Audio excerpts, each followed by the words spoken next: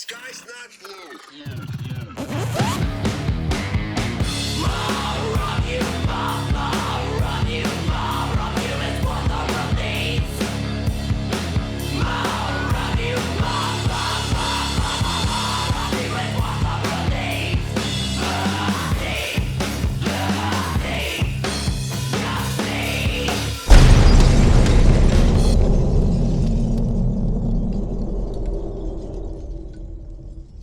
Welcome back to the Cult House Podcast. I am your host, the scholar of spite and the Saturday Night Delight, Roger Riddell.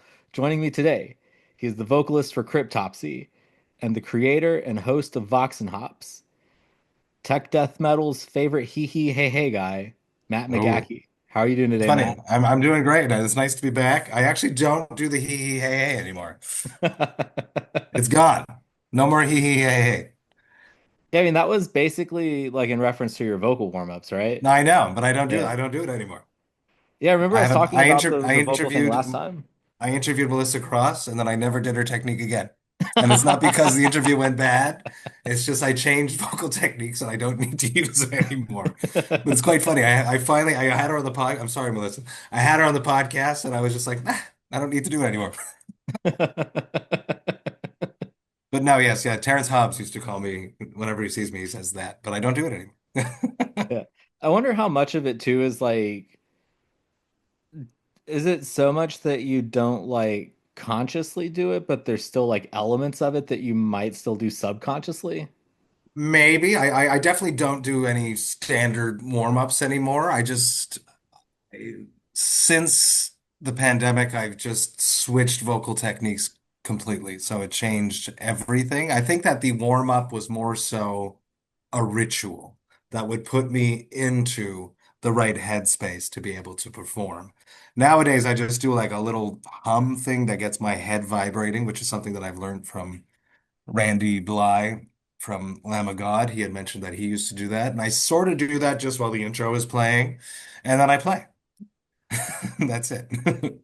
Yeah. Yeah, I mean, I guess over time too, like when you do something long enough, you just kind of learn the way that your body approaches it too, and you hmm you can kind of And cut corners.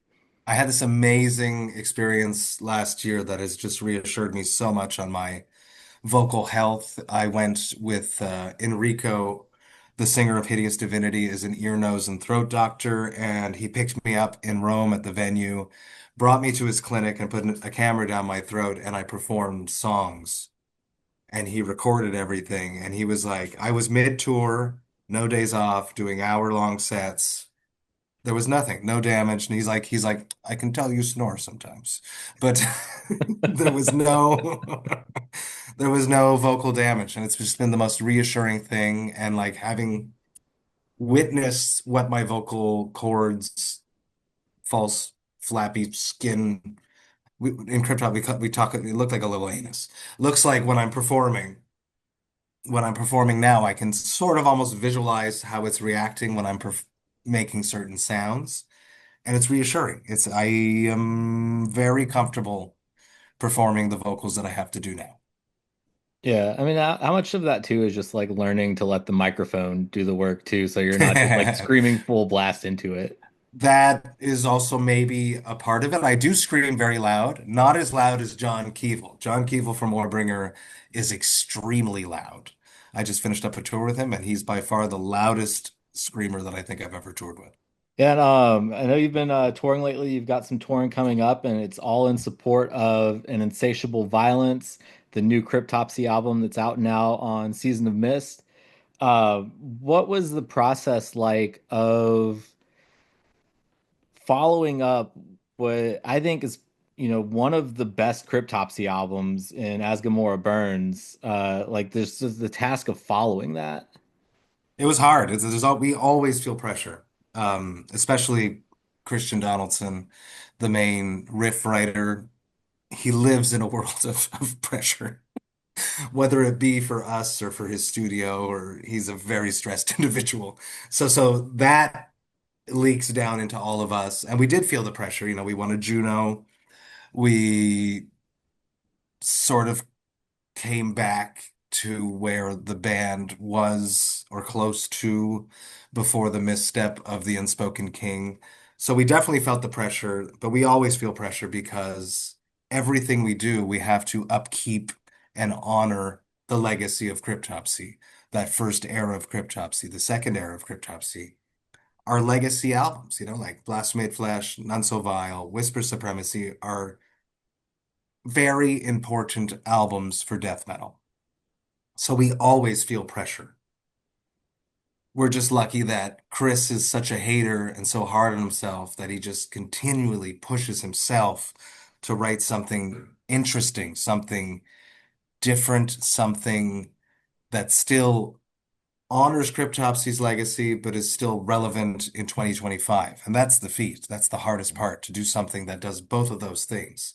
It's a fine line to write something modern, but that also falls into the old school technicality mindset as well. Yeah. Yeah, and I think that the new album does, really hold up against As Gomorrah Burns as well. Like I was listening to it this morning and the one thing that has really stuck out to me on repeated listens is just like on like Dead Eyes Replete, for instance. The subject matter is like so different than what I would typically expect from a death metal band, but it works. Because it's Mhm. like, oh, I'm listening to a death metal band singing about like the pitfalls of, forced YouTube child child stardom on started. YouTube. Yeah. Had I not released that press, people wouldn't, if you just read the lyrics and you didn't see that press clip where I'm saying what it's about, it can be interpreted as a bunch of things. I just happen to spoon feed what that exact topic is about. I always try to write stuff that it's ambiguous enough that you can have your own interpretation of it. But with the podcast, I interviewed a lot of people, 500 episodes, and I was always disappointed when I'd ask the question, so what is this about? And they'd be like, it's brutal. And I'd be like, oh, great. That's nothing. I'm glad it's brutal. Is you write horror gore stuff. Wonderful. Very exciting. I have this tiny platform. The band, people that the band is big, but how many people actually dig in and read the lyrics is a fraction of who actually listens to it. If I can impact 5 people in the world by a positive message of reevaluating your relationship or society's or human race's relationship with social media, and I make an impact on certain people, then I did a good thing. I wanted to have something to talk about, something that I could share in interviews, something that is a challenge for myself. I'm addicted to social media. It's a problem. I'm addicted to my phone.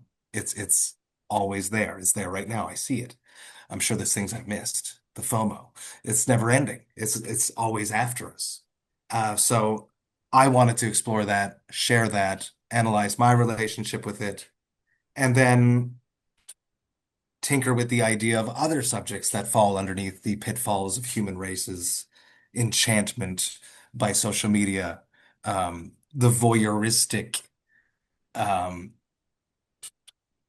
nature that we are granted via social media. This ability to just step in and look in onto people's lives and spy on people and lose interest and move on to something else. Like there's whole pages about people being horrible where the whole videos are like people just sucker punching other people. Yeah. And we watch it and we're like, oh yeah. And then you look at the next one. But as you're going, the impact of how horrible a sucker punch to someone's faces and watching someone go down horribly passed out on the ground, by the third or fourth video, the impact doesn't have the same impact on us.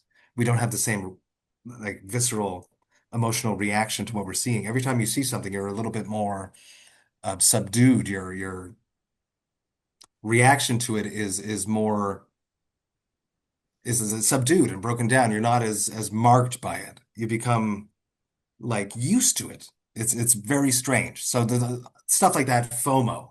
FOMO is the biggest thing that is all over the record. I wrote a whole song about it. FOMO, Embrace Deniality, is about us being jealous of other people and wanting more and just never being satisfied. If I was with my friends and I see my friends, let's say, as an example, my friends in a band get a Cannibal Corpse tour. They announce it on social media. My reaction is, why the fuck wasn't that me?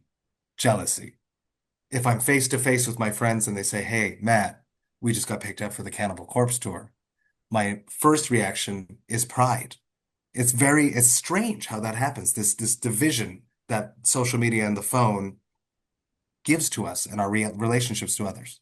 Yeah, because I think like that's something too that along the same lines, like you can probably relate to from your experience with like Vox and Hops, where like I know I've reached out to you before to like congratulate you on like getting a big guest. And at the same time though, like I've there's times where like I'll look at another podcast and I'll be like, why did they get that guest? You How did they know? get that? Why did I get that guy? Yeah. It's weird. It's unhealthy. That's what it is. It's unhealthy. And then like I'm lucky I've been dating my wife. I've been dating my wife. I've been married for a long time, over 20 years. So I've never online dated. So I wrote a whole song about online dating. And that's our great deception. And it's just it stemmed from this coworker of mine at work broke up with his wife and started online dating. And he was so sad that I just wrote a whole song about him, about the concept of trying to find a mate online. And it's depressing. Yeah. Like We that are all kind of stuff. trapped inside. What is it? Sadness, our solitary shame. That's how that song ends.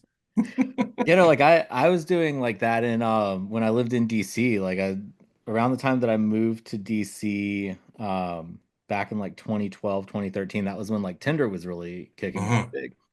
And like that city, like its nature already is very transient in that there's people that'll come there and they'll live for like a few years or whatever. And then add to that that like among the social scene out there, like I'm kind of like people like us are kind of a novelty out there among like that politico like business class, Mhm.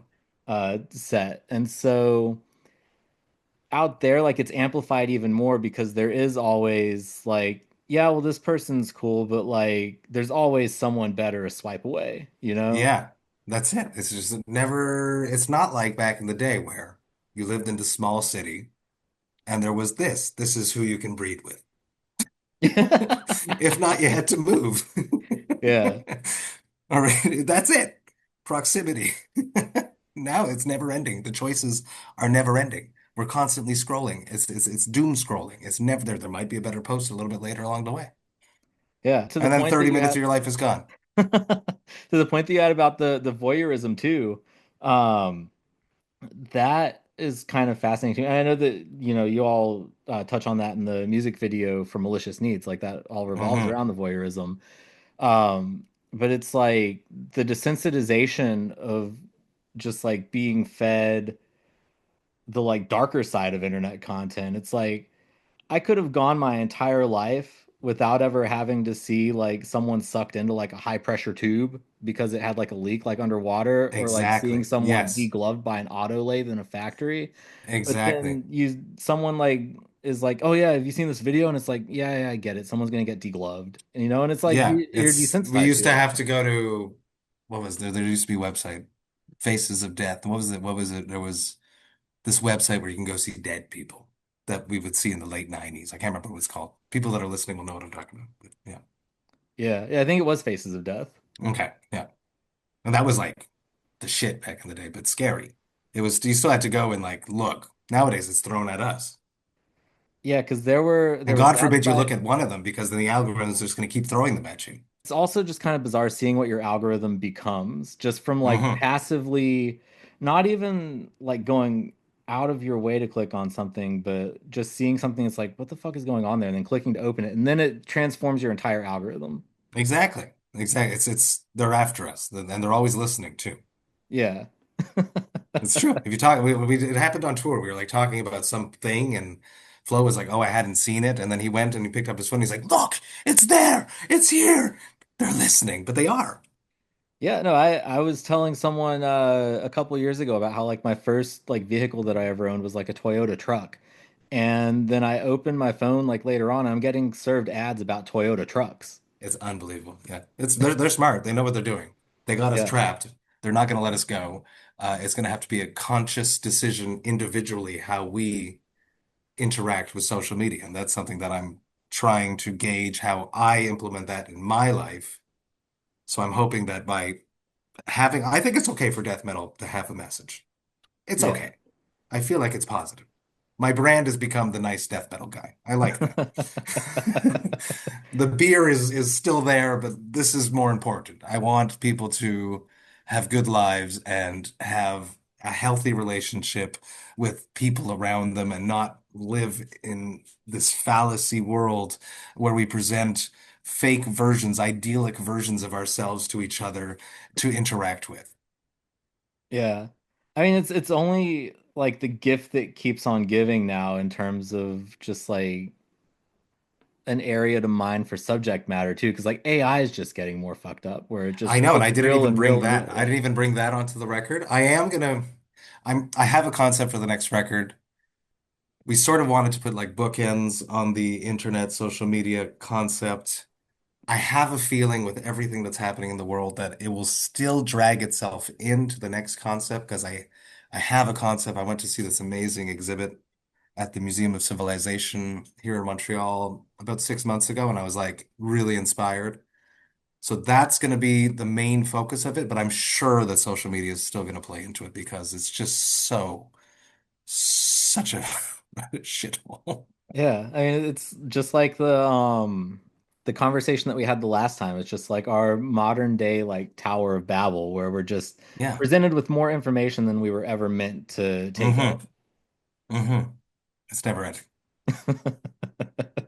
It's I don't know if the better analogy is just like, the turtles all the way down, like sort of Yeah. thing, or if it's like the mound of like Triceratops shit from Jurassic Park. That's the well in in the Triceratops shit there was something, no? Is that it? Is that one? No, It that was a was different yeah, Jurassic it Park where was there like there was the the cell phone in Jurassic Park 3 was in the giant sort of yeah. carnivore. It's shit near the end of the movie. So you Yeah, it got to was from filter the through all the shit to Allosaur, I think. find Yeah. there you got to filter through all the shit to find something that is actually good. Yeah. No, it's there's just endless analogies and everything to draw from it. I just watched There's, that movie. It wasn't as good as I remember. I'm like in the process of rewatching all of them too for the new one. No, The exactly. first Oh, that makes one sense. holds Yeah. up though. Oh yeah, I didn't watch that one. I was watching bad movies on tour on purpose to make me fall asleep in my bunk. Yeah. No, I think the third one is, I think, probably like the least thoughtful of all of them as far as like the messaging and getting the point Hmm. across, because it's the one that goes out of its way the most to ignore the whole point that they were never dinosaurs to begin with. They're man-made monsters that were created Exactly. as an illusion for a crazy billionaire. Exactly. Yes. Yeah. Which I mean really kind of is like the pre like it's a pre-AI kind of Hmm. con. Yeah. That's true, eh? That's true. Yeah. The history of AI is humankind is scary just though. nonstop cons. AI is scary though. It's useful. ChatGPT is useful. It wrote us a sick rider for Europe. It was amazing. I was really blown away. I had to make Yeah. just minimal edits. It was perfect. I don't know, it's I mean it is one of those things where just like social media where there are the pros and cons of it, like there are ways that AI is useful and the ways that it's actually going to be used the most are probably the least good. Exactly. It's going to keep taking stuff from artists and stuff. There'll be more and more AI t-shirts made and AI because it's cheap. It's easy. People Yeah. want to make a buck, save a buck, but respect artists, people, obviously. Yeah, so you're hitting the road in September and October with Nile, Last 10 Seconds of Life, and Cognitive. Yes. What are you looking forward to the most for that tour? Holy Mountain Brewing in Seattle. That's always a highlight, considering we're playing El Corazon, and if you've been there and or played there, you know what I'm talking about. Crowd is amazing. Um, sorry, El Corazon. It's I'm looking forward to sharing a lot of an insatiable violence and new era cryptopsy with metal fans across the states. So we are planning on playing a lot of new material. Obviously, we're going to play the classics too, but we're definitely going to lean heavily into new era Cryptopsy because I think it's important to showcase that right now. That's where the band is. I'm looking forward to hanging out with friends that I haven't seen in a little bit, coming back to Chicago. We're hitting some places that I've never played, which is exciting. So excited to do that. And it's just always cool to be on tour. It's like a different mindset, different frame of mind than being at home. So it's coming up soon. Tickets are on sale now. People can go grab them and make this tour a success so that everyone knows that Nile and Cryptopsy in the last 10 seconds of life and Cognitive are just crushing. Yeah, no, I'm stoked to check out the Chicago stop at Reggie's. Like I've Yes. never seen you guys live, and it's been several years since I've seen Nile. And like I just had Carl on the podcast late last year, and he's like a fucking killer dude. So He's super cool. Yeah, I'm yeah, excited to hang with him every day. And Zach is a Vox and Hops alumni for his other band. Before he was in Nile, and he's crushing it with them now. So I'm excited to be out there. I'm excited to be a fly on the wall and watch George and Flo have chats. That's something I'm excited for too. yeah. No, have you played Reggie's before? I have a few times. It's a cool place. It's ran by wonderful people. They have a killer green room upstairs. It's really actually very sick. Last time we were there was in the summer. We did a headlining date on the Death to All tour, and it was a great night. We had a great night. You know, it's their food is great too. Like for The little especially pumpkin for like mixer. a But metal I band. gotta go to Kuma's though, because I'm friends with all the Kuma's peep. I gotta go there, and I want to hang out with Mick from Miskatonic Brewing and hypothetically make a Cryptopsy beer. I have Yeah. to get that. I have to get those emails rolling. But I gotta let breweries know that I want to do that before I get there. Yeah, and I know I've promised you some either banana bread or pumpkin bread at that show too, so Nice. you'll have Good. that fresh baked. Heck yes. Thank you. Yeah, no, it's kind of become a running joke with Kin Mode because the last like three times that I've seen them on tour, like I've just brought them bread. They're wonderful. Shout out to Jesse and his brother Shane. I think it's Shane. Yeah, Shane. They're wonderful. They help us a lot with our factor grants up here in Canada. They're wonderful. Yeah. And with Fox and Hops, I know that's on hiatus now. What sort of went into the decision to go on hiatus and do you kind of have any other plans for what you're going to do in the meantime with the show being on hiatus, but not necessarily the brand?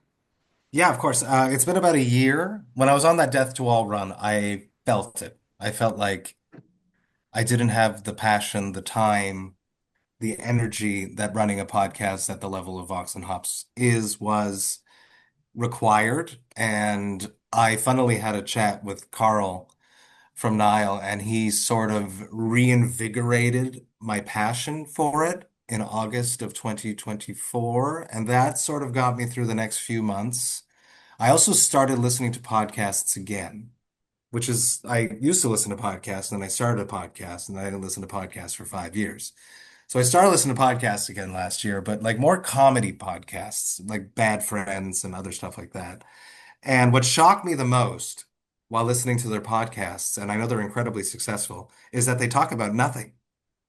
There's no talking points. There's nothing that they have to hit. There's no PR marks that they have to promote. They just sit and shoot the shit. So I started doing a bit more of that last year, and that sort of made me have a bit more fun during my conversations. But touring as much as I've been touring, it's extremely hard to find the time, A, to stack all my episodes and content and have it all scheduled before I leave. That is always my goal because I don't want to do it while on tour, but it's not always feasible because I have stuff to do here. And I hit sort of these walls of like editing on tour and releasing stuff and just finding myself feeling aggravated. So I came to the point where I hit a nice round number of 500 episodes, and I made the decision just to take a break, a hiatus. For how long, I don't know. So the brand is continuing. I like to make collabs. I host, beer competitions. I host stuff here in Montreal quite a bit. I will keep making beers. I have a review crew that still want to review things and be showcased on my socials. So basically, the Vox and Hops socials have become my socials, and I'm going to sprinkle in Vox and Hops content through that. If it comes back, I feel like if it comes back, I want to come back differently. I don't want to do PR stuff anymore. I want to just have chats with friends and drink beers again. Not get drunk, but showcase beers. It got to the point where the podcast was getting bigger and all my guests I was having on were sober. So I was sitting here just drinking a beer by myself because I had a fridge full of beers that were given to me by breweries that I had to promote. And I felt that obligation. So there was a lot of like obligations and weight that is now lifted because I'm not doing it. So if it does come back, I feel like I would like to do it the way Garz is doing it, face to face, in a studio, in a room. That's going to require investments and planning. I can't do it here. I live in a condo with two kids. I have no space. It would have to be somewhere downtown. That's going to require investments and time. So we'll see how that happens. But it is something that I would like to continue face to face with beer. Yeah, I mean, like your podcast has always kind of been like a standard that I've looked at as far as like not necessarily patterning myself after, but like the kind of like as far as just like goals and like the kind of vibe that I want, you know? Oh, And well, thank you very so, much. Thank you. There's a lot of, so many people reach out to me after when I put my post up that I was taking a break. It was inspiring. It was cool. And another thing that I did that guilt, right? We all have guilt in our life. I created this amazing online community, the Vox and Hops heads, the Thirsty Thursday gang. During the pandemic, it's beautiful. It still exists to this day, but I feel like I was never taking care of them enough over the past years, and that's something that I've has been weighing upon me. yeah. What do you think is the I guess sort of biggest lesson that you learned from just doing all of that? I feel like it's the organizational skills that is really because a lot of people always say like, how do you do it, Matt? What is that? And I don't write anything down. I have like this list in my brain that I get things done. It's just the way I am. It's just the way it works. So I've taken all of those skills that I've acquired of like organization, planning, getting stuff done, and I've applied it to Cryptopsy. I'm far more involved with Flo and Chris and Ollie business wise than I was before the podcast. Vox and Hops, I guess, proved to Flo that I can get stuff done and I do get stuff done. So those are the biggest skills for sure. That and like the master email. And I'm sure you have the same email type of email inbox that I have. If I discover a band that I like and I type their name into my inbox, the PR person's name pops up and I hit Yeah. them up and I can talk to, and now I did that a few times throughout the podcast's career. And I'm now friends with Carson from the Callous Boys because of that. That's the other thing is like you do these chats and then you meet in real life and you're friends. It's like the ice is broken. That's another great gift the podcast gave me. I have friends, so many connections. Yeah. Did you ever have any guests that you kind of had to like, I don't know if it's the right way to phrase it, but like maybe keep yourself from like kind of being like psyched out by? Like a guest that just sucked. There was one that I didn't release, and the Thirsty Thursday gang were there because it was a live Thirsty Thursday hang, and it was a Halloween party, and I had this guest on, and he's no longer in the band that he was in back in the day.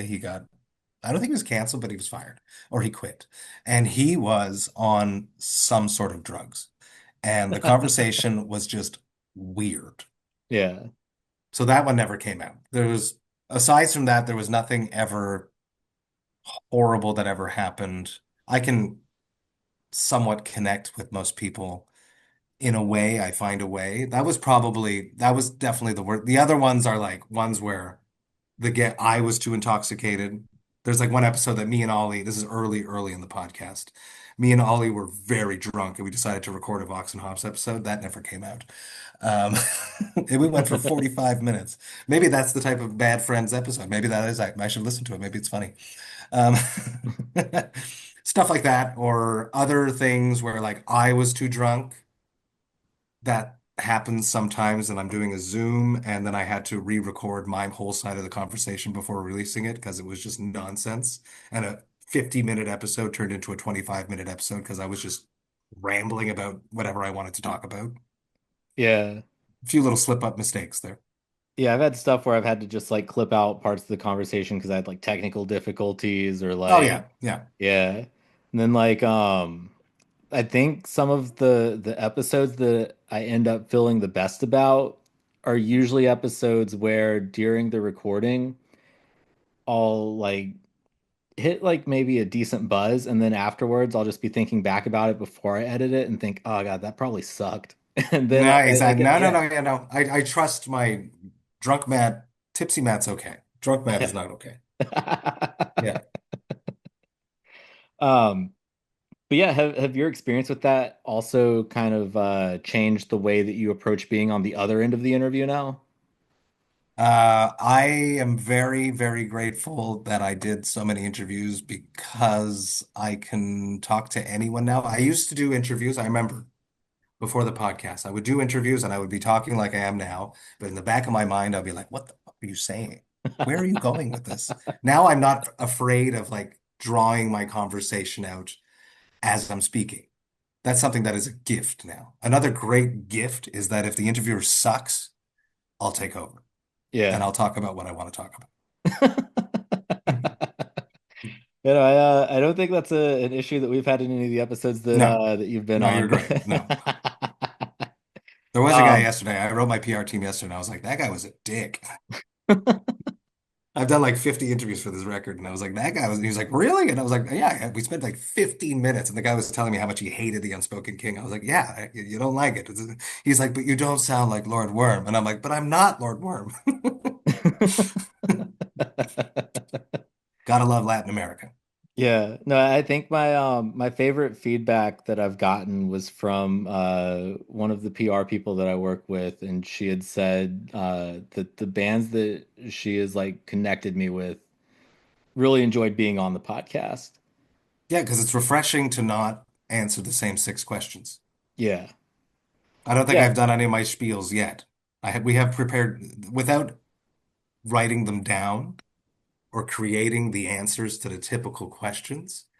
We have scripts that end up pouring out of our mouths if we get answered a question. So like I did a bunch of press on tour, so I would like finish the show, I would take a shower, I'd go to the tour bus and I would do an interview. And then Chris would often come and he's like, "So, should talk about your dream? So, yeah, the dream, the groove, the melody? Yeah, okay." Even he notices. So no, it's always refreshing. And I think that's why Vox and Hops work too, is because we didn't talk about the records. We did, but in a different way.